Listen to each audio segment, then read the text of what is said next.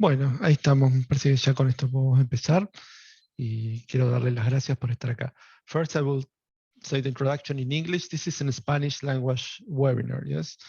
This is it's part of the research series of webinars, and this will be in Spanish language. It will be later published in YouTube. Probably there will be some kind of closed caption there in YouTube as well, but so far we'll continue all the webinar in Spanish language. Sorry if you have connected and you don't speak Spanish, but probably you will have a better chance to understand everything when you have the YouTube version. So thank you very much. Bueno, muchas gracias. Gracias a todos por conectarse. Estaba explicando para los que se conectaron esperando un webinar en inglés, que este es uno de los webinars en español, que lentamente SNOMED está haciendo más y más webinars. Esto es parte de la web series de SNOMED CT. Es una serie de webinars que organiza SNOMED Internacional, que están basados básicamente en 3 grupos de webinars. Webinars clínicos, donde se muestran ejemplos clínicos de la utilización de SNOMED, webinars de implementación, donde se muestran estrategias de implementación y experiencias de implementación, y webinars de investigación. En este caso es un webinar de investigación. Ustedes pueden ver más información sobre las web series de SNOMED entrando a la página de SNOMED, snomed.org/webseries. ¿Sí? Este Research Webinar, la verdad, estamos, el equipo de Research Webinar, Susi es la encargada de los Research Webinars, seguramente la han visto en otros webinars y vamos a seguir trabajando. También es la encargada de relaciones con los clientes en América, así que muchos de los usuarios hispanohablantes conocen bien a Susi, que ha trabajado con ellos. Hoy ella no puede estar en la llamada, pero está disponible para cualquier duda, como después van a ver. Víctor y yo somos los latinos de SNOMED, digamos, así que bueno, yo trabajo como especialista de diseño de la información y Víctor es terminólogo quirúrgico. Yo les cuento un poco cómo es el webinar y después Víctor va a hacer una introducción del invitado y del tema de hoy, que nuestro invitado hoy es el presentador, que es Víctor Morales Rocha, que es líder del proyecto de interoperabilidad en historia clínica, un proyecto muy interesante en México, que nos va a compartir hoy. Como les decíamos, esta web series tiene varios aspectos y eso queda como siempre grabado en YouTube. Así que ustedes pueden ver los seminarios anteriores que se han hecho, los webinars anteriores, pueden ir a YouTube y encontrarlos ahí, pueden revisarlos. Este mismo webinar se va a publicar después en YouTube. Y también en el canal de YouTube pueden encontrar las presentaciones de las expos, que esto es muy interesante, desde el 2020, 2021, 2022, 2023, todas las presentaciones de las expos están presentes ahí, están grabadas en video, están disponibles los tutoriales, hay información muy interesante para poder mirar en el canal de YouTube de SNOMED. Si los invitamos a ir al canal y a conocerlo y empezar a usarlo. Y este Research Webinar, este webinar de investigación, forma parte de una iniciativa de SNOMED, que es este SNOMED City Research Reference Group. Los grupos de referencia son estos grupos de especialistas de SNOMED en un área en particular. Así que los invitamos, si ustedes quieren participar del grupo de referencia de investigación de SNOMED, el SNOMED City Research Group, y la idea es que ustedes participan y se inscriben en este grupo, van a participar de las sesiones que hace este grupo donde se tratan diferentes temas, va a tener notificaciones tempranas de los futuros webinars que se van a hacer sobre investigación y otras noticias de la utilización de SNOMED en el mundo de la investigación. Así que para participar de este grupo de referencia pueden enviar un correo a Susi, que es sro@snomed.org. Con eso se inscriben y forman parte de ese equipo de investigación en SNOMED, que es totalmente abierto y está abierto a todos los interesados que quieran participar. Así que bueno, sin más, le pido a Víctor Medina, por favor, si nos puede presentar al invitado y nos puede hacer un comentario sobre cómo está la situación en México con todo esto. Muchas gracias, Víctor. Muchas gracias, Víctor Morales también. Muchas gracias, Alejandro. Buenos días a todos. Bienvenidos a este webinar en español, en donde vamos a estar escuchando al doctor Víctor Morales Rocha. Él es profesor investigador en el Instituto de Ingeniería y Tecnología de la Universidad Autónoma de Ciudad Juárez, la UACJ. Es coordinador del Laboratorio Nacional de Tecnologías de Información, con la sede en la Universidad Autónoma de Ciudad Juárez, e investigador asociado en el Centro de Inteligencia Artificial del Estado de Chihuahua, en México. Es ingeniero en sistemas computacionales y tiene maestría y doctorado en ingeniería telemática por la Universidad Politécnica de Cataluña, en España. Sus principales áreas de interés se centran en ciberseguridad, blockchain y sistemas de información en salud. El doctor Morales forma parte de un grupo que desde diferentes organizaciones académicas, de investigación, sociales y no gubernamentales en México, estamos empujando el proyecto SNOMED-CT para México con vista a poder llevar a cabo todos los procesos para que México se convierta en un país miembro de SNOMED Internacional a corto plazo. Actualmente, uno de los modelos más interesantes que se han desarrollado en México es el que va a presentar próximamente el doctor Morales. Y desde el capítulo HL7 en México y desde la Asociación para la Promoción de Estándar de Interoperabilidad en México, están haciendo una serie de esfuerzos para poder traer los estándares de interoperabilidad semántica y de otros tipos al país. Sin más, que los dejo con el doctor Morales Rocha para que nos haga la presentación de su trabajo. Muchas gracias, Víctor y Alejandro, por su presentación. Voy a compartir aquí la mía.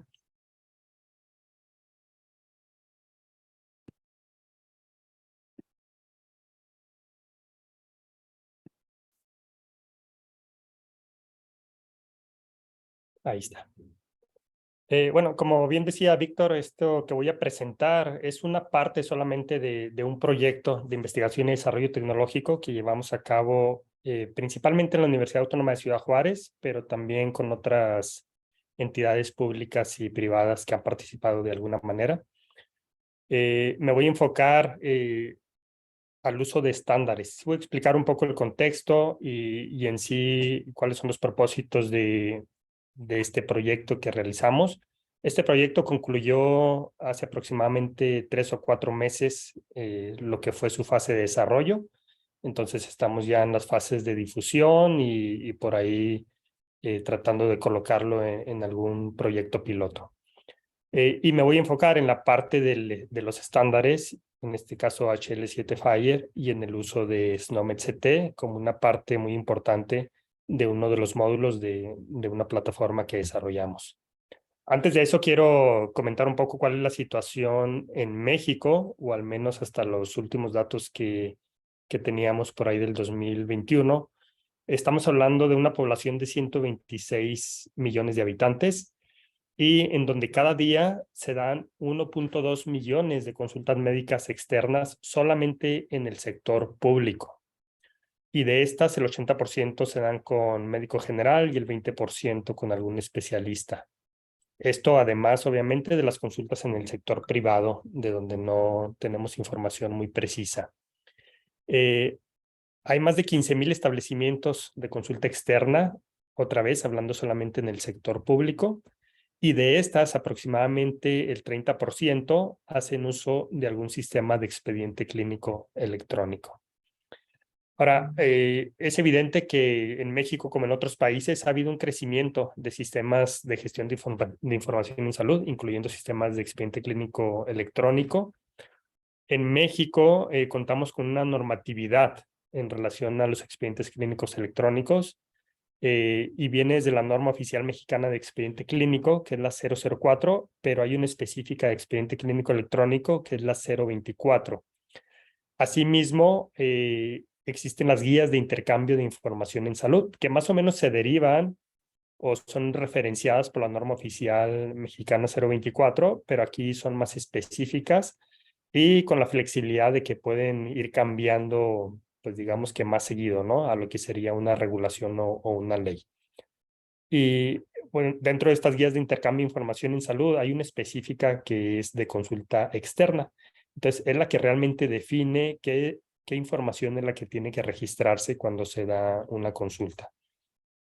Ahora, en cuanto a los sistemas de expediente clínico electrónico que se utilizan en México, pues tenemos todos los del sector público, entre ellos el IMSS, el ISSSTE, SEDENA, todas estas para los que no estén relacionados o estén fuera de México, son instituciones públicas de salud, algunas con otra función, pero que tienen su propio servicio médico, como es, por ejemplo, la SEDENA, que es la Secretaría de la Defensa Nacional, pero tiene su propio servicio médico para los militares, o Pemex, que es una empresa paraestatal que también tiene su propio servicio médico. Además de estos servicios médicos que pueden considerarse a nivel federal, existen los estatales. Es decir, cada estado tiene su propia Secretaría de Salud y en la mayoría de los casos tienen su propio sistema de expediente clínico electrónico. Y bueno, todo esto además de todos los privados. En la mayoría de los casos, estos sistemas que mencioné en estas dependencias, especialmente las públicas, en la mayoría de los casos son sus sistemas subutilizados. Y por otro lado, no existe comunicación entre estos diferentes sistemas. Y en ocasiones, lo que es más triste de resaltar, es que ni siquiera entre los del mismo sector hay comunicación.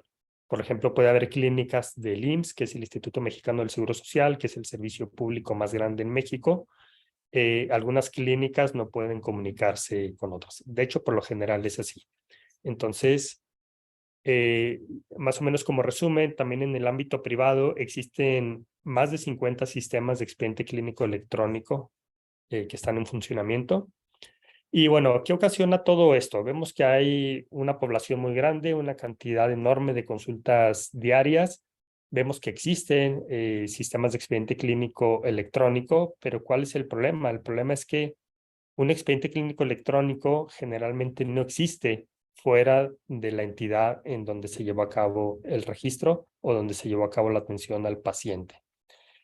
Por lo tanto, hay una falta, o podemos observar una falta de interacción entre los diferentes sistemas de expediente clínico electrónico. Y esto, a su vez, trae una serie de problemas. Aquí destaco solamente dos. Una atención deficiente a los pacientes que acuden a distintas unidades de salud. Yo puedo ir, por ejemplo, a un sistema público de salud y al mes siguiente o al año siguiente ir a un sistema privado, pero en ese no van a tener información de mi historial clínico que anteriormente se llevaba en un sistema diferente. Esto también provoca una posible multiplicidad de la información. Es decir, realmente puede haber información mía en diferentes sistemas, pero que aparte, si se me está identificando de diferente forma, pues en términos digitales en realidad soy 2 o 3 diferentes personas. Si mi nombre no fue escrito correctamente, si en lugar de mis 2 apellidos solo pusieron uno, o cualquier error en algún dato o omisión en algún dato, puede llevar a que exista multiplicidad de registros de un solo paciente. ¿Y a qué nos lleva todo esto? Pues nos lleva a malas decisiones de salud pública, al no contar con la información muy precisa de los pacientes en México. Es en este contexto en donde nace la idea de este proyecto, y lo que se planteó en este proyecto originalmente fue un modelo tecnológico para la interoperabilidad de sistemas de expediente clínico electrónico y para la generación automática de un repositorio para ciencia de datos. ¿Y por qué empezamos a hablar de interoperabilidad? Cuando nosotros entramos a tratar de atender el problema que ya he mencionado, pues una solución muy obvia era que hubiera un expediente clínico universal o un expediente clínico electrónico único. Obviamente esto trae desventajas tanto técnicas como políticas como económicas.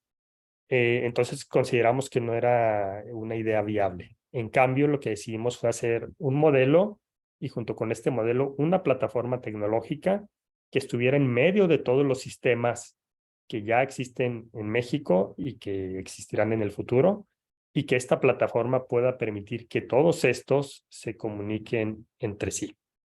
Este proyecto fue apoyado por el CONACYT, que es el Consejo Nacional de Ciencia y Tecnología en México, dentro de los programas PRONAI de Ciencia de Datos y Salud.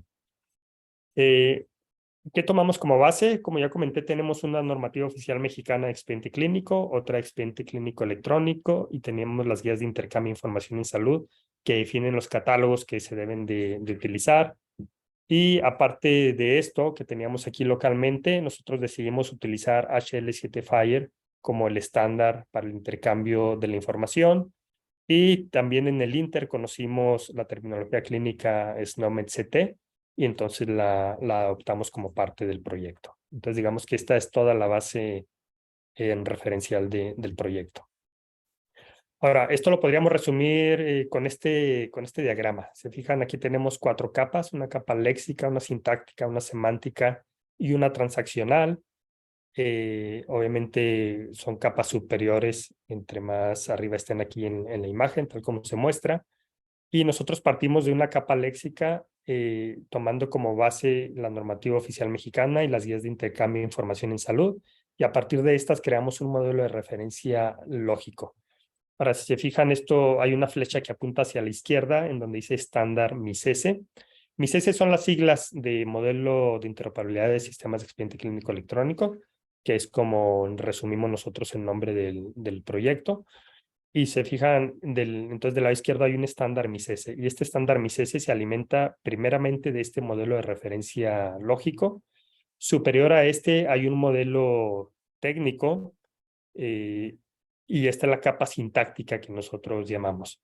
Y a partir de aquí nosotros empezamos a utilizar FHIR, y específicamente el formato que utilizamos es JSON para el movimiento, para el transporte de los datos.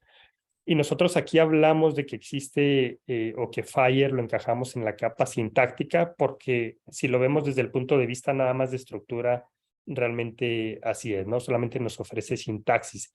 Sin embargo, ya cuando vamos y profundizamos en los recursos que nos ofrece HL7 FHIR, nos damos cuenta que nos da más que sintaxis, nos empieza a dar ya una noción de semántica, ya que la información está totalmente organizada. Bueno, dentro de esta capa semántica, también para nosotros es importante la terminología SNOMED-CT. Sin embargo, profundizo un poco más adelante, pero yo le llamo SNOMED o le llamamos SNOMED-CT local, porque nosotros realmente tomamos la terminología de SNOMED-CT en español internacional. Sin embargo, a la par quisimos ir desarrollando pues las primeras bases para tener una extensión para México o para nuestro idioma local, ¿no? Y entonces, en ese primer esfuerzo, nosotros logramos construir una base de datos local. Obviamente el 95 o 98% es lo mismo que es NOMED versión internacional en español, y solamente agregamos sinónimos a esa terminología que ya existe, algunos sinónimos que se utilizan aquí localmente. Bueno, esto nos forma, si vemos por un lado los recursos de FHIR y por el otro lado la terminología SNOMED ya en su versión local, esto es lo que nosotros llamamos un modelo lógico de información, que es el tercer elemento que nos forma el estándar de MIS-S. Y ya teniendo este estándar, nosotros definimos una arquitectura de interoperabilidad, ya aquí pensando en el desarrollo de una herramienta tecnológica. Entonces formamos la arquitectura de interoperabilidad. A partir de esta desarrollamos una plataforma, la plataforma de interoperabilidad, y un modelo operativo en donde puede haber consultas a sistemas de expediente clínico electrónico en ambos sentidos, como lo voy a mostrar en un momento en la arquitectura. Lo que fue el estándar de interoperabilidad, que es esta parte que fuimos formando al ir diseñando cada una de estas capas, al final queda como un documento que es un estándar, pero también es una guía técnica de interoperabilidad para sistemas de expediente clínico electrónico a través de esta plataforma que nosotros desarrollamos. ¿Y qué contiene el estándar? Obviamente no lo voy a mostrar a detalle, pero solamente para darles una idea de cómo se forman lo que para nosotros son estas estructuras, en este caso en JSON. Pues partimos del diccionario de datos, que son las guías de intercambio de información en salud, y después hacemos un cruce de este diccionario de datos con los recursos que ya hay por default o por defecto en HL7 FHIR. Sí hubo necesidad de que nosotros creáramos extensiones de estos recursos para cumplir totalmente con la normativa en México. Y a partir de ahí, pues ya creamos la estructura en JSON para cada uno de estos recursos definidos. En este caso, el ejemplo que se ve aquí es el recurso médico. Entonces, este recurso médico cumple totalmente con lo que nos pide la normativa oficial mexicana y lo tenemos asociado al recurso médico de HL7 FHIR. Y en términos generales, esta es la arquitectura de lo que nosotros hicimos, ya pensando en una plataforma de software. Se fijan en la parte de abajo, eso es realmente el MIS-S o la plataforma de interoperabilidad. En la parte superior izquierda tenemos como ejemplo un sistema de expediente clínico electrónico 1, el sistema 2 y hasta un sistema N. Estos no se comunican entre sí, estos tienen que comunicarse a través del MIS-S. Es decir, un sistema de expediente clínico electrónico, si quiere consultar la información que hay en otros sistemas de expediente clínico electrónico, tiene que hacer la consulta a través del MICESE, porque realmente es el MICESE el que sabe para cada paciente en dónde hay información, en cuáles sistemas hay información. Entonces, ya si nos centramos en la parte del MICESE, que es la parte de abajo de la imagen, podemos ver que hay 4 módulos. Un módulo de intercambio, un módulo de indexación de información, un módulo de procesamiento de información y un módulo de registro de eventos. Y estos 4 módulos, o tenemos acceso a estos 4 módulos a través de una API Gateway, que es con la que se comunican los diferentes sistemas de expediente clínico electrónico. Ahora, estos 4 módulos del MICESE son todos muy relevantes. No podría funcionar tal como lo diseñamos sin alguno de esos módulos, pero me voy a centrar en la parte del módulo de procesamiento de información, que es lo que más nos concierne, porque ahí fue donde realmente estamos utilizando SNOMED-CT. Ahora, antes de pasar a ese punto, del lado derecho, pueden observar que hay un repositorio de datos médicos o datos de salud, y este repositorio es otro cliente del MICESE. Así como el sistema de expediente clínico electrónico 1 o el 2 o el N son clientes del MICESE, y con clientes me refiero a que acuden al MICESE a hacer una consulta de información de un paciente específico. También el repositorio de datos médicos es un cliente del MICESE. La diferencia es que no hace una búsqueda o una consulta de un paciente específico, sino que hace una consulta de N pacientes, y ese N pacientes puede ser todos los que tuvieron consulta la última semana, por ejemplo. Entonces va y busca y se trae esa información. Y la idea de tener este repositorio, pues es para hacer ciencia de datos en salud, que es muy escasa todavía. Escuchamos mucho de ciencia de datos y de machine learning, de inteligencia artificial, pero realmente todavía no se ha explotado como se debe. Ahora, parte de esta explotación deficiente, pues es que no hay información disponible. Los algoritmos existen, los investigadores existen, saben cómo aplicar esos algoritmos a la información. El problema es la falta de información. Entonces, lo que nosotros planteamos es que con este modelo, a través del MICESE, nosotros podemos traer información de los diferentes sistemas, tenerla actualizada, puede ser una vez cada semana, una vez cada mes, una vez cada día, en casos, por ejemplo, de pandemia o que se requiere una vigilancia más constante, y todo eso lo llevamos al repositorio de datos médicos. Y este repositorio de datos médicos, al final, puede hacerse lo que se necesite con él. Es decir, es público y un investigador puede encontrar por ahí información valiosa y decir, a partir de aquí veo estos patrones y creo mi modelo. Y los puede utilizar también una Secretaría de Salud Federal o cualquier otra dependencia que quiera hacer uso de ellos, que le encuentre alguna utilidad. Ahora, en esta parte que comentaba del módulo de procesamiento de información, que es en lo que me voy a enfocar en los próximos minutos, ¿qué hace este módulo de procesamiento? Pues es el que procesa y estandariza los recursos de medicamentos, de administración de medicamentos, de tratamientos, de observaciones y diagnósticos.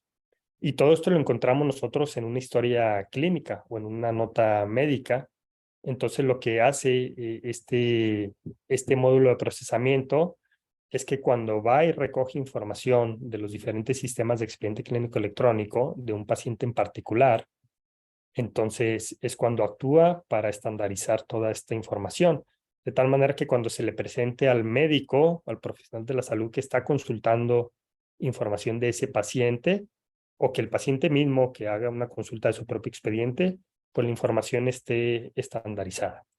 Ahora, hay 2 tipos de búsqueda que nosotros hacemos en este módulo de procesamiento. Ya cuando digo búsquedas, es realmente entre este módulo de procesamiento y una base de datos que contiene la terminología clínica de SNOMED-CT. La primera búsqueda, pues es la más sencilla, es una búsqueda directa. Aquí solamente se requiere encontrar el identificador de SNOMED-CT de un concepto en particular. Y aquí es cuando estamos hablando de información 100% catalogada. ¿A qué me refiero con esto? Si el MICESE va y trae información o extrae información de un sistema de expediente clínico electrónico, en donde la parte de diagnóstico, el médico no tiene otra opción más que capturarla o seleccionarla de un catálogo, por ejemplo, el CIE-10, pues de ahí toma el diagnóstico, y puede ser un diagnóstico o pueden ser varios, pero nosotros ya traemos esa información catalogada. Entonces, es muy sencillo hacer una búsqueda de términos en la base de datos de SNOMED y simplemente como un plus, pues le estamos diciendo cuál es el término preferente y el identificador de SNOMED-CT. Esto para fines estadísticos o de investigación o lo que se necesite, pero en sí esta es una búsqueda muy directa. El segundo tipo de búsqueda es la que nos llevó más trabajo y esta es una búsqueda, le llamamos búsqueda exhaustiva, y esta se presenta cuando se requiere un análisis de un campo en un texto libre y en el cual se necesita identificar los posibles recursos que podamos asociar a SNOMED-CT. ¿Esto cuándo se da? Es muy común también y es muy comprensible que los médicos no les gusten los catálogos, ellos prefieren escribir en un campo de texto libre. Por ejemplo, en el caso de Estados Unidos, están totalmente en contra de los catálogos y una nota médica, si ustedes la observan, pues es no sé, es puro texto libre, ¿no? Porque eso le da más libertad al médico y le causa menos conflicto. El pasar de un entorno de expediente clínico en papel a uno electrónico, en donde todo esté catalogado, le causa cierta frustración. Entonces, vamos a encontrar muchos sistemas de expediente clínico electrónico en donde haya campos de texto libre, por ejemplo, en donde el médico pone la sintomatología, en donde pone el pronóstico, etcétera, ¿no? Entonces, cuando mi CESE encuentra que hay notas de campo o campos de texto libre, entonces aquí es donde empieza un procesamiento de lenguaje natural para tratar de detectar dentro de todo ese texto cuál es terminología que podemos asociar con SNOMED-CT. Y ahorita explico un poquito más de ese proceso, pero a eso nos referimos con la búsqueda exhaustiva. Ahora, nosotros, para realizar este proceso de construcción, primero hicimos un análisis de la base de datos local de SNOMED-CT. Aquí tener en cuenta que en este proyecto participaron diferentes programadores, diferentes analistas, diferentes investigadores. Entonces, el que atendió la parte del procesamiento del lenguaje natural, pues no es el mismo que construyó la base de datos local de SNOMED-CT, ¿no? Entonces, se requería primero hacer ese análisis de la base de datos local de SNOMED-CT. Un segundo paso fue entonces ya desarrollar el motor de búsqueda y un tercer paso fue desarrollar una API para intercomunicar este módulo de procesamiento de información con el resto de los módulos del MICESE. Se fijan aquí hay algunas líneas que van de un módulo a otro, entonces precisamente para eso es la construcción de esta API en este tercer paso. Ahora, como primer paso fue el análisis de la base de datos de SNOMED-CT versión local, como ya había comentado. Y bueno, solamente fue conocer las tablas y hay una tabla de conceptos, hay una tabla de descripciones, hay una tabla de categorías y hay una tabla de sinónimos. No hay más complejidad que eso en esta versión local de SNOMED-CT. La parte compleja viene con el desarrollo del motor de búsqueda. Aquí del lado derecho no voy a entrar en detalle, pero viene digamos que todos los pasos que seguimos para nosotros hacer el procesamiento del lenguaje natural, digamos a nivel algoritmo. Ya luego viene la implementación con las herramientas adecuadas. Pero en el caso de la búsqueda directa, pues se realiza con una consulta a la tabla de descripciones y a la tabla de sinónimos. Y si existe el término que estamos buscando, se devuelve el ID del concepto de SNOMED-CT. En el caso de la búsqueda exhaustiva, se realiza el procesamiento de lenguaje natural. Ahora, una vez que se identifican los términos dentro del texto libre, se consulta en la base de datos de SNOMED-CT local para recuperar el ID de ese concepto. Y los términos que se van encontrando se van almacenando en otra tabla que le llamamos, bueno, no es el nombre realmente, ahorita les digo el nombre exacto, pero le llamamos la tabla de términos frecuentes. ¿Por qué es esto? Porque como deben de saber, la tabla de conceptos de SNOMED-CT, estamos hablando de más de 300,000 conceptos. Entonces, para nosotros resulta muy lento hacer una búsqueda dentro de esa tabla, ¿no? Cuando estamos buscando no un identificador, sino un concepto a nivel texto. Entonces, lo que nosotros hacemos es que una vez que hacemos ese proceso, pues ya lo aprovechamos y vamos guardando una tabla de términos frecuentes de manera local. Ahora, como herramientas que utilizamos la librería NLTK de Python, que es específica de procesamiento en lenguaje natural.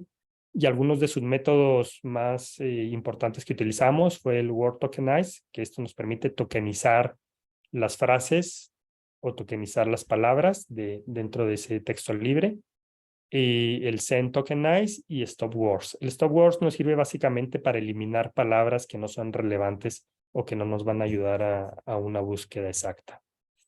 Dentro de este también del motor de búsqueda, nosotros para completar el procesamiento llamamos primero a una función definida como procesar oración frecuente, que es donde les comentaba que si ya vamos formando una base de datos de términos frecuentes, pues esa es la primera que vamos a acudir, porque es probable que ya antes se haya procesado, ya la hayamos buscado en la base de datos de SNOMED, entonces ya la tenemos identificada en esa tabla de términos frecuentes. Entonces, el primer paso cuando hay una nueva búsqueda o cuando se detecta un término relevante dentro del texto libre, es que va y lo busca a esa tabla o con esa función de procesar oración frecuente, que va y busca la tabla de términos frecuentes. Y si ya no la encuentra, entonces pasamos al siguiente paso, que es pues ir a procesar oración 2, que esto implica ir a buscar a la tabla completa de SNOMED CT. Obviamente esto lo hacemos por motivos de optimización, para no tener que ir a buscar entre los 300,000 términos cada vez. Ahora, el tercer paso fue desarrollar una API para intercomunicar con los otros módulos del MISES. Aquí no hay mucho que contar, es una API como cualquier otra que permite comunicar diferentes sistemas. En este caso, aunque sea el mismo sistema, son módulos separados, por lo tanto teníamos que realizar esa API para poder comunicar entre un módulo y otro. En este caso, entre el módulo de procesamiento de información con el módulo de intercambio. Y todo esto, aquí lo pongo con un ejemplo, ¿no? Todo esto que hicimos fue para lograr algo como lo que estoy mostrando aquí.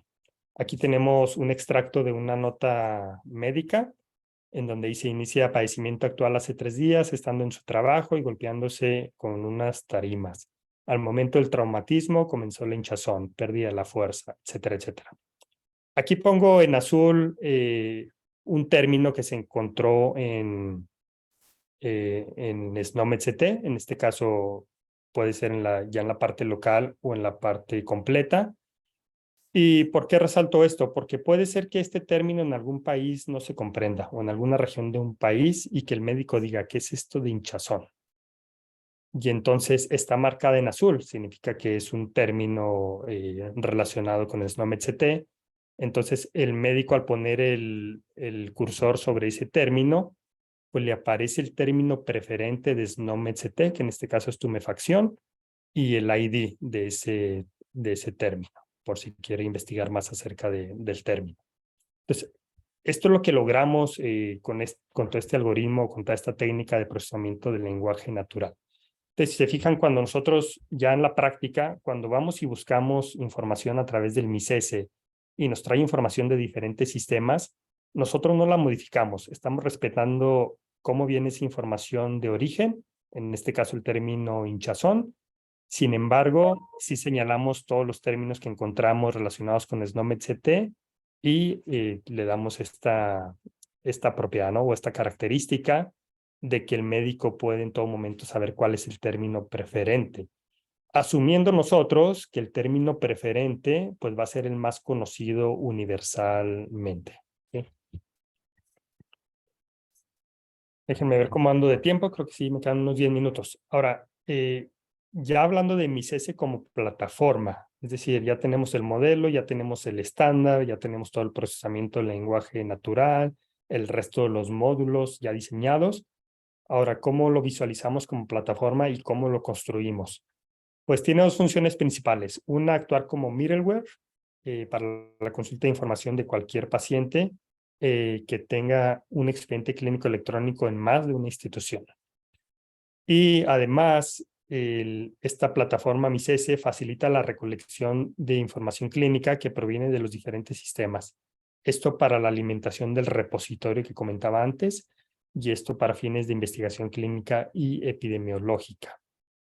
Esta parte yo la considero muy relevante, la parte del repositorio. Voy a explicar por qué. Actualmente en México, por ejemplo, la Secretaría de Salud Federal recaba información de los diferentes estados. Les llaman ellos jurisdicciones sanitarias, y de estas jurisdicciones sanitarias tienen que capturar información en una plataforma que provee el gobierno federal, y realmente son capturistas los que están capturando esta información para enviarla a la Secretaría de Salud Federal. Pero estos capturistas tienen diferentes fuentes de datos. Puede ser porque en algunas clínicas sí tienen un sistema de expediente clínico electrónico, en otras no, entonces tienen que ver lo que viene en un resumen en papel, en otras manejan hojas de Excel. Bueno, mi punto es que se presta a errores esta captura o esta interpretación por parte de un personal que generalmente no es un personal del área médica, simplemente son capturistas. Entonces, cuando la información se recibe en la Secretaría de Salud Federal, pues realmente la información es imprecisa y puede haber duplicidad de información incluso, ¿no? Como comentaba antes. Entonces, en este repositorio lo que estamos haciendo es que estamos extrayendo información, o la propuesta es extraer información directamente de los sistemas de expediente clínico electrónico. ¿Y quién captura esos expedientes clínicos electrónicos? Pues definitivamente es personal médico. Es el médico el que lo hace, o personal de enfermería en algunos casos. Pero nosotros estamos trayendo al repositorio la información tal como fue capturada, sin necesidad de ningún intermediario. Por eso lo considero tan relevante. Ahora, tenemos dos modalidades de consulta en la información de pacientes. Una es a través de una aplicación web, y otra es embebido en un sistema ya existente de expediente clínico electrónico. Voy a explicar brevemente esas dos modalidades. Cuando hablamos de aplicación web, originalmente no estaba pensada esta solución. Nosotros simplemente habíamos considerado la segunda opción, que es una consulta a través de un sistema embebido, o de una funcionalidad embebida en un sistema de expediente clínico electrónico. ¿Qué significaba esta segunda opción? Tal vez es importante mencionarla antes de explicar por qué surgió la idea de la aplicación web. Nosotros lo que pensamos es, bueno, si el médico de cierta institución ya maneja un sistema de expediente clínico electrónico, pues nosotros queremos que desde ese sistema, es decir, sin tener que salirse de ese sistema, sin tener que hacer una autenticación de usuario en ningún otro sistema, sino que de su propio sistema, él tuviera ahí un botón, una función, un menú en donde pudiera escoger y consultar expediente externo para ese paciente que está consultando en ese momento. Entonces, esa es para nosotros la situación ideal, que esté embebido en un sistema de expediente clínico electrónico. Sin embargo, lo que vimos es que no todas las unidades de salud, hablando de públicas y privadas, cuentan con un sistema de expediente clínico electrónico. Entonces, estaríamos dejando por lo pronto de lado un vacío, o estaríamos dejando un vacío grande si no hubiéramos considerado esta opción. Y esta opción es que proporcionamos una interfaz web en donde sí tiene que haber una autenticación de usuario, desde luego, y previamente un registro de usuario. Pero desde aquí, el médico, esté donde esté, puede consultar información del paciente que tiene en ese momento enfrente, sin necesidad de que ese médico tenga un sistema de expediente clínico electrónico. Es decir, él no lo tiene, tal vez maneja en papel, o tiene uno pero todavía no está integrado al MIS-S. Todavía tiene la posibilidad de ir a esta plataforma y con sus credenciales de acceso consultar información de ese paciente. Y tiene otras funcionalidades. Aquí, si vemos, tiene la parte de soy médico, en donde el médico hace esta función. Tenemos la parte de soy paramédico, porque nosotros también consideramos que hay situaciones de emergencia en donde se requiere información de ese paciente, aún sin la autorización del paciente, porque justifica que se puede salvar su vida, ¿no? Como sería el caso en un servicio de emergencia a través de un paramédico, o ya en un servicio de emergencia en una institución de salud. A través de esta plataforma también el propio paciente puede consultar su expediente clínico electrónico cuando éste se encuentre en uno o más sistemas diferentes. Recuerden que una función del MIS-S, no sé si lo expliqué, pero una función del MIS-S es traer los diferentes sistemas de expediente clínico electrónico, uniformizarlo y presentar una vista para el que lo está consultando, ya sea médico, paramédico o paciente. Y bueno, también la institución de salud, esto es para que la propia institución de salud dé de alta a sus médicos, les otorgue credenciales de acceso, etc. Entonces, utilizando la aplicación web, si el médico quiere hacer una consulta específica de un paciente, él ingresa el CUR de ese paciente. En este caso, el CUR para nosotros en México es el identificador único, o es la clave única de registro de población. Entonces ingresa el CUR y este va a ser el identificador que permite traer información del paciente. Ahora, podemos pensar, bueno, pero habrá sistemas de expediente clínico electrónico que manejen su propio identificador. Y es cierto, ¿no? Por ejemplo, el Instituto Mexicano del Seguro Social utiliza un número de afiliación. Lo único que nosotros estamos pidiendo a los diferentes sistemas que se vayan integrando al MICESE es que utilicen el CUR, aunque sea como un campo secundario. Ellos pueden seguir utilizando el identificador que ellos tienen internamente, pero necesitan un campo secundario con el CUR del paciente, porque es la forma en cómo vamos a poder identificar realmente a un paciente sin temor a equivocarnos. Entonces aquí el médico ingresa el CUR, le pone consultar, aquí estamos suponiendo que es el médico y tiene enfrente al paciente. Ahora, cuando el médico pone consultar a ese paciente, le llega un mensaje de texto a su teléfono móvil, a su teléfono celular, con un código de 6 dígitos. Y él tiene que otorgar ese código al médico para que al médico se le muestre la información de este paciente. Esto lo estamos haciendo para proteger la privacidad de los pacientes. Si el paciente o el familiar no autoriza, entonces el médico no tiene por qué ver información del expediente de ese paciente. Esto es diferente si pensamos en la parte de soy paramédico o de un servicio de emergencias. En este caso, no requerimos la autorización del paciente, considerando que puede haber una situación en la que el paciente esté inconsciente y que no hay un familiar del paciente. Pero la diferencia es que solamente traemos información básica del paciente, esto le llamamos una consulta básica, y solamente va a mostrar información de tipo de sangre, alergias, si actualmente está en algún tratamiento, si tiene alguna enfermedad crónico-degenerativa y creo que poco más que eso. Entonces, una vez que el médico ingrese el código que le dio su paciente, aquí ya puede consultar el expediente. Esto que vemos aquí es solo un índice, es un formato HTML y es el índice de toda la recolección que hizo MICESE de los diferentes sistemas donde había información de ese paciente y va y lo trae y lo pone como índice y ya a partir de el médico puede ir navegando. Y bueno, la otra modalidad que comentaba de embebido muy brevemente, pues es más sencilla, ¿no? Dentro del sistema del propio médico, ahí tiene la opción de consultar expediente externo. Obviamente hay que desarrollar APIs para que esto suceda, ¿no? Para que pueda haber la consulta en los dos sentidos. Y simplemente es como se consulta a través del MICESE. Por ejemplo, aquí, este es un sistema de expediente clínico electrónico. Se fijan del lado derecho, tiene la opción de MICESE, o yo le pondría también expediente externo. Y a partir de ahí, el médico ya tiene identificado al paciente, ya ni siquiera necesita ingresar el CUR, porque ya lo tiene en su propio sistema. A partir de ahí hace la consulta al MICESE, introduciendo también el código del paciente. Conclusiones. Terminamos el proyecto con una plataforma basada en el estándar HL7 FHIR y utilizando la terminología clínica SNOMED-CT. La administración de usuarios, nosotros tenemos una jerarquía a nivel de usuarios, de tal manera que la plataforma o la administración de la plataforma da de alta a las instituciones de salud y son estas las que tendrían que dar de alta a sus usuarios médicos o incluso a los pacientes si les van a dar acceso a los pacientes.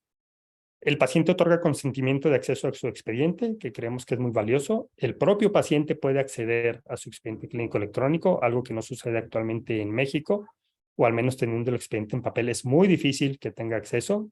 Tiene que hacer todo un trámite que puede durar semanas. Este modelo que nosotros planteamos puede adoptarse en otros países, ya sea con la misma arquitectura o alguna otra arquitectura diferente, pero basándose en el mismo modelo tecnológico. Y como trabajo futuro, nosotros estamos trabajando en conseguir algún piloto con instituciones públicas o privadas. Podría ser, por ejemplo, en una sola ciudad o en un solo estado de la República, para que se puedan apreciar las ventajas de este modelo.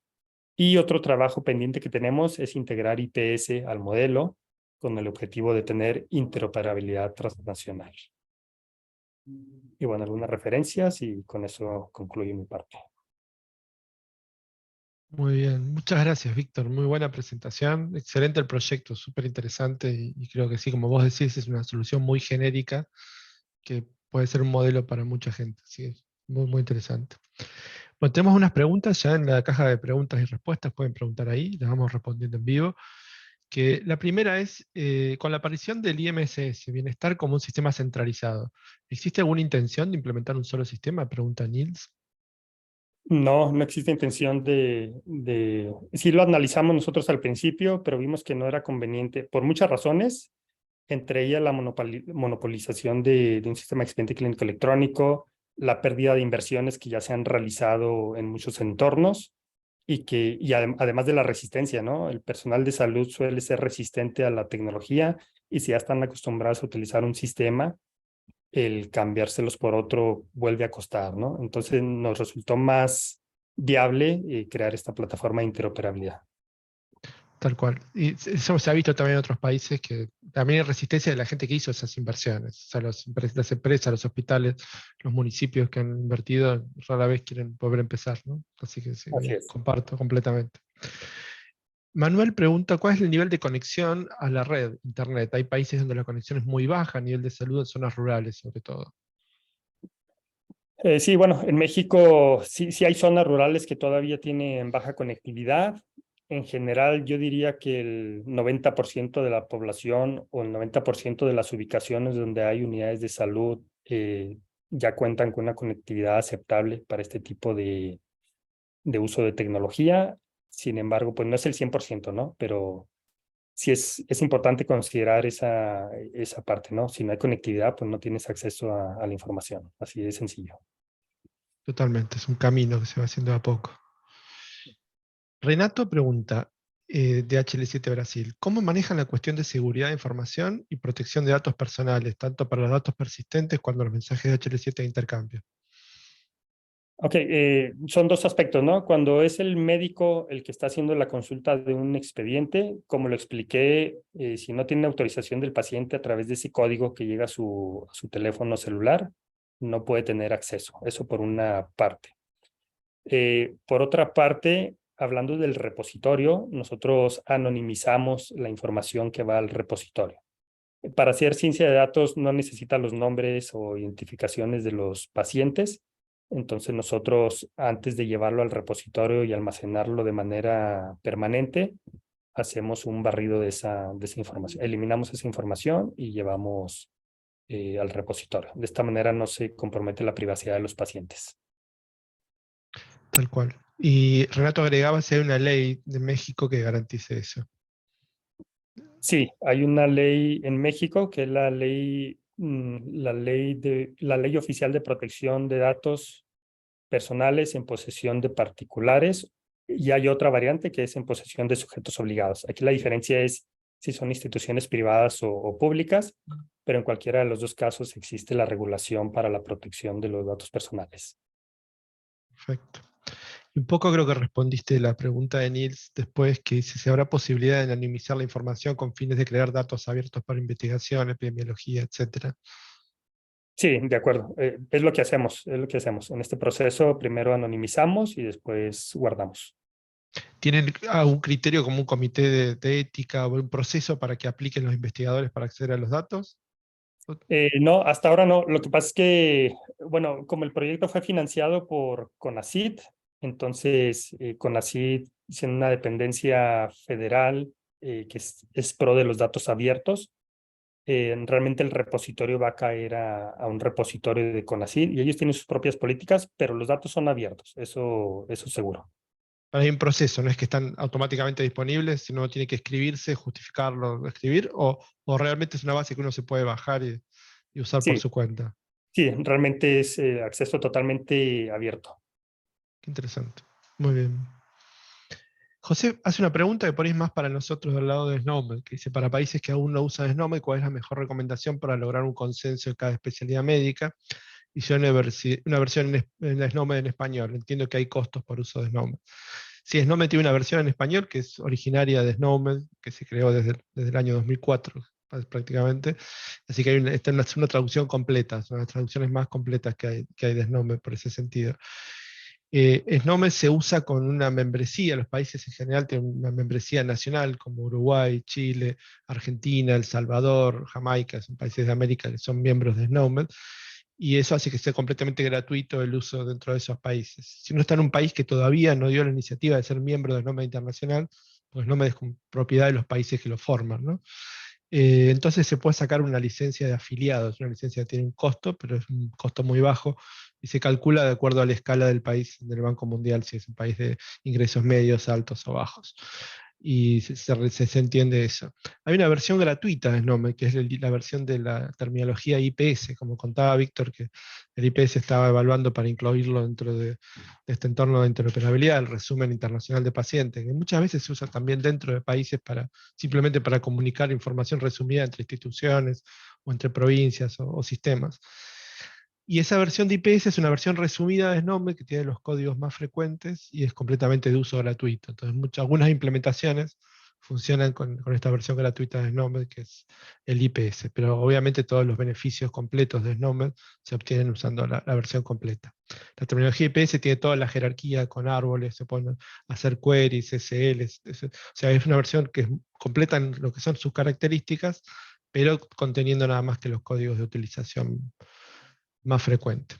Así que pues, si quieren pueden mandarnos un correo a nosotros o a Susi y podemos seguir conversando de eso. Después Adriana pregunta, ¿puedes hablarme sobre el procesamiento del lenguaje natural, performance sobre volumen de datos? Sí, realmente nuestro performance no está determinado por el procesamiento del lenguaje natural en sí. Es decir, obviamente si utilizas una técnica u otra te va a llevar más o menos tiempo, pero en general son frases pequeñas. Es decir, una nota médica pues es de máximo 1 a 2 cuartillas. Entonces, no es que sea mucho texto para analizar. Entonces, con cualquier técnica apropiada de procesamiento del lenguaje natural de las que ya están probadas en proyectos o en la literatura bastaría. A nosotros lo que nos lleva tiempo haciendo pruebas al inicio fue, bueno, una vez que dentro de ese texto libre detectas que cierta palabra puede ser un término que esté en SNOMED, el ir a buscar la base de datos de SNOMED por lo grande que es. Eso es lo que sí nos costaba tiempo y por eso decidimos ir creando una tabla de términos frecuentes en donde ya teníamos ahí el identificador de SNOMED. Pero en sí el procesamiento realmente con una buena implementación no es demasiado, siendo que el texto no es muy grande. Y ahí te iba a hacer un comentario que también lo pensaba mientras presentabas, que desde el equipo de implementación, siempre que apoyamos estas iniciativas, vemos que hay una gran ventaja en utilizar restricciones de dominio para buscar palabras, ¿no? Porque si algo es un diagnóstico, tratar de encontrarlo dentro de los clinical findings o hallazgos clínicos, porque a veces la misma palabra en SNOMED como edema o urticaria aparece 2 veces en SNOMED, aparece dentro de las formaciones más anatómicas de las estructuras corporales y morfologías, y aparece dentro de hallazgos. Y a veces cuando uno la describe en el texto tiene un significado de esos, o lo describe como una morfología o lo describe como un hallazgo. Entonces, por ahí es importante buscar con una restricción y no buscar en todo el nombre. El texto, eso lo han tomado en cuenta, están pensando. Sí, de hecho, en la parte del procesamiento del lenguaje natural que hacemos, yo creo que ese fue el principal reto, ¿no? Precisamente para fines de performance, fue ubicar este término que es, ¿no? ¿Y en qué se basa eso? Pues en las palabras previas que encontramos. Por ejemplo, si un médico pone sospecha de, ya sabemos que lo que va a seguir es un diagnóstico o un hallazgo clínico. Entonces, se le da contexto a ese procesamiento del lenguaje natural. Eso es lo que se llama tokenizar. Cuando hablas de procesamiento del lenguaje natural y tú tienes toda una frase o un párrafo, tú tokenizas y esto va a implicar que no siempre tokenizas o haces un token de una sola palabra, sino de lo que está antes. Generalmente va a estar antes, en unas ocasiones después, pero es la gracia de un buen procesamiento del lenguaje natural, ¿no? Tokenizar correctamente. Y eso te va a llevar a que tú estés filtrando y no vayas y busques en toda la jerarquía, ¿no? O en todas las categorías, sino solamente la que es adecuada para eso. Sí Claro, trabajamos en... tal cual, la que es relevante. Muchas gracias. Y José hace la última pregunta. ¿Qué ventajas han encontrado por esta idea de implementar un SNOMED local, la extensión local de SNOMED? México es muy diverso y me imagino que en muchos países de habla hispana pasa lo mismo. En México hay muchos regionalismos. Entonces, si nosotros utilizábamos la versión internacional de SNOMED, si la dejamos tal cual, nos vamos a perder de cosas. Hay términos, como digo, muy regionales, que son los que nosotros teníamos que ir agregando como sinónimos en esta extensión local. No es ni cerca ya una extensión de México. Hay mucho trabajo que hacer para eso, pero incluso desarrollamos una plataforma web en donde un equipo de médicos puede ir revisando la terminología y agregando sinónimos. Esa plataforma ya la tenemos, ¿no? Como una preparación para una extensión local de México. Muchas gracias. El ejemplo de hinchazón, por ejemplo, que veíamos, ¿no? Que es una palabra que si uno lo busca en SNOMED probablemente no esté y ustedes la agregan para mejorar la performance del análisis de lenguaje natural. Claro. Yes. Bueno, muchas gracias a todos. No quedan más preguntas. Así que, Víctor, muchas gracias de nuevo. Un placer. Quiero compartir unas últimas diapositivas. A fin de año, en octubre, no a fin de año, pero casi llegando a fin de año, fin de octubre, tenemos la exposición anual de SNOMED. Esta exposición se hace una vez en América, una vez en Europa y una vez en Asia, y va rotando así cada 3 años. Este año toca en América, que nos queda más cerca a todos, se va a hacer en Atlanta. ¿Sí? Así que del 26 al 27 de octubre es la única conferencia global que está enfocada en SNOMED, tiene sesiones por parte del equipo de SNOMED Internacional, tiene sesiones, hubo una apertura para propuestas de sesiones tipo papers y exposiciones como cualquier congreso de salud, que ya cerró. Ahora no nos podemos invitar a sugerir la propia, pero bueno, ya están evaluando y va a haber más de 60 sesiones en 5 áreas diferentes. Van a estar los delegados de cada país, que son las autoridades de SNOMED, que se reúnen, van a estar todos los técnicos que trabajan en SNOMED, más de 30 países participan. Así que en junio se van a abrir las inscripciones, se puede participar de forma online o de forma presencial. Así que bueno, los que puedan participar los esperamos en este importante evento de este año de SNOMED. Así que de nuevo, Víctor Morales Rocha, muchas gracias por la presentación, un proyecto excelente y nos deja muchos aprendizajes. Y todos los que tengan dudas sobre SNOMED, sobre el webinar, sobre si quieren presentar, quieren consultar por webinar pasados, pueden ir a la página de YouTube para encontrar todos los pasados, pueden sugerirnos ideas y cosas para hacer y participar de los equipos, pueden enviarle un mail a Susi para tener más información y participar. sro@snomed.org, Susi Roy. Sí, bueno, muchas gracias a todos. Gracias, un gusto. Gracias a Víctor Medina también por acompañarnos. Gracias.